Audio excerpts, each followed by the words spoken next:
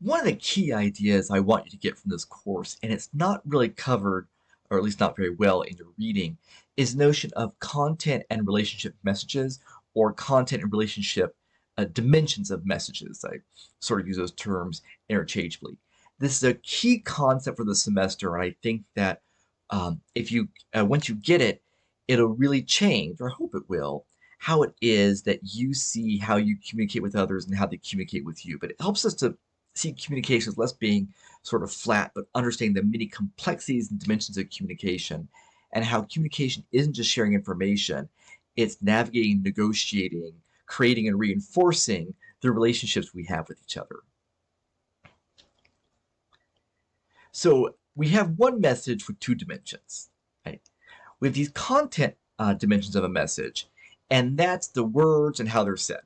And I say how they're said, whether they're yelled at us, whether they're said with a tone of annoyance, okay, I'll do it, versus okay, I'll do it, right?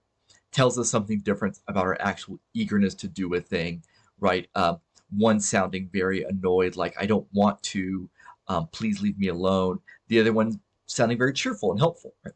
So all that's content. And I say body in there, whether you bother to, or how you stand when you say that message, right? The way you're looking at somebody, whether you're looking at them with like anger or looking at them with a smile, right? That's all content. Then we get these relationship messages.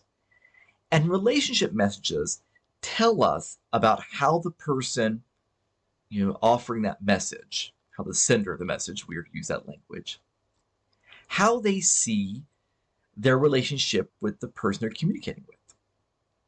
I want to emphasize this isn't just about tone.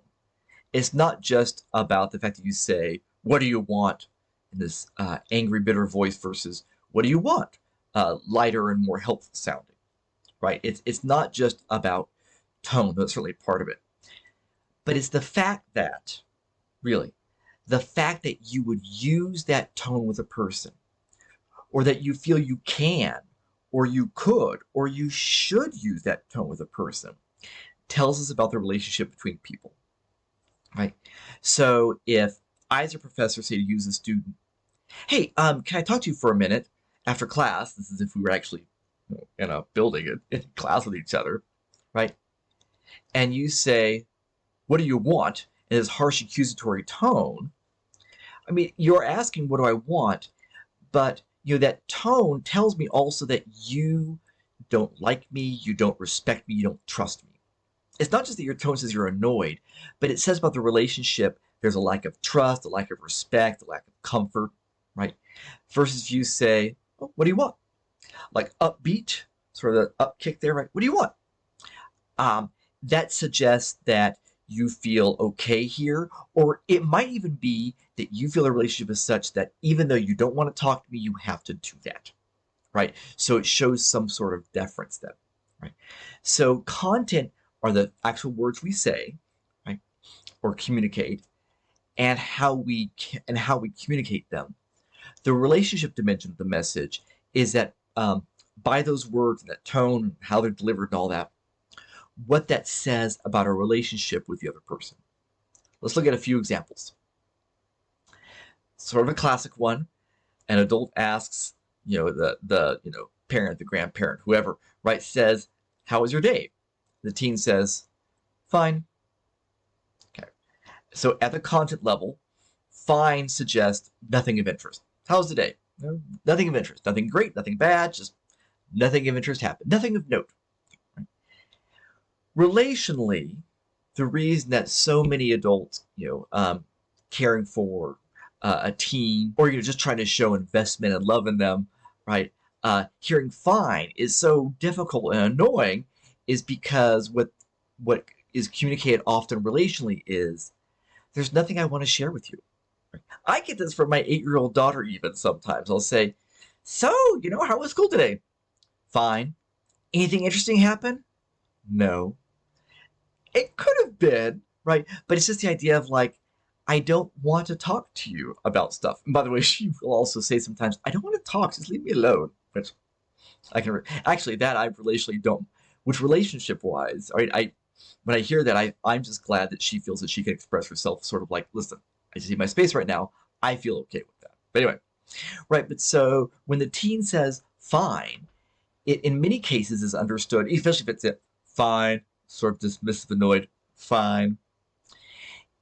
Yes. So it's, the tone is part of that, but also it suggests there's just nothing I want to share with you. Right? Just nothing I don't trust you enough. Right? Because when that teen says, how was your day? And the teen says, well, I'm really upset about what, my bestie said to me. Relationally, the relational dimension of that is I trust you enough to share. Right? I want you in my life. Right? I think many of us have probably had this experience where we were really glad that somebody shared something with us because we just thought, oh, good, I'm glad to know that I mean something to them. They trust me in that way, right? So that they're communicating certain information to us. By them communicating that type of information, we understand that they trust us, right? Or other times when they share the information, we feel like, oh my gosh, why are you telling me this? Don't you have any respect for me and how you know this, what this is going to do to me, right? Which is many times, for instance, children of divorced parents talk about this, that my gosh, my divorced parent, when they're venting about, their ex, which is, by the way, my parent to me, don't you get how that burdens me? Don't you see relationally that I'm not your equal and I don't want that? Right. Okay. So every message has this content and relational dimension. I have two more examples. So let's say you have, it's a professor, it's a manager. I'm trying to talk about something here where there's a differential in power, right? And says to a person, to you, right? You need to try harder. The content of that is, I don't think you're working as hard as you could. Right? That's the actual sort of content meaning of that. Right? Relationally, what it suggests is, I'm in a position to openly assess you. Right? Whether it's, a professor or a manager, they're like, yeah, listen, that I'm saying to you, you need to try harder. That says in our relationship, I'm able to just come to you and assess you and say, listen, you need to try harder. Like that is a sign of our relationship that I can say that to you. And if we think about this in the reverse, right? If the student or employee says to the professor or manager, you need to try harder, that might be sort of surprising to us, right? If the student came up to me and said, well, you need to try harder, I'd say, okay, I think we need to take a step back and reconsider our relationship here, right?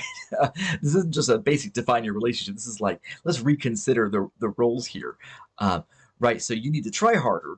The relationship message of that, or dimension of that, is, I see myself as an equal in this relationship.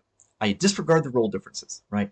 That you're my boss, that you're my professor, it doesn't matter. I feel like I can tell you what's wrong with you, right? So that's, again, that a person will offer, here's what you're doing wrong, is a relational message, right? And that relational message could be one of respect. It could be one of disrespect, right? One more example. Again, a professor or a manager, they say to you, I need your help. Okay?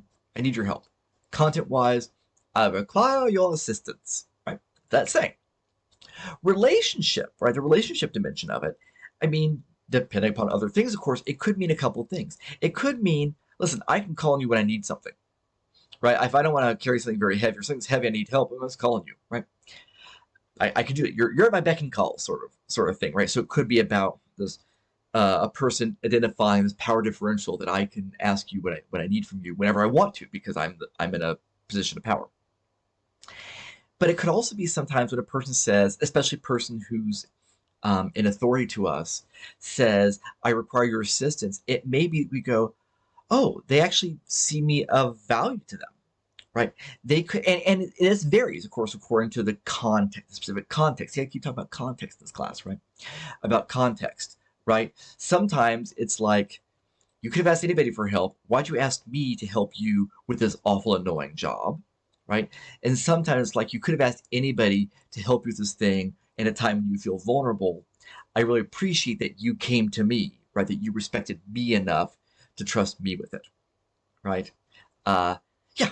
And so anyway, so just think about how each message is a statement of both certain information, or it's establishing certain needs, right? As the chapter talks about, but that it always has this relational element, right?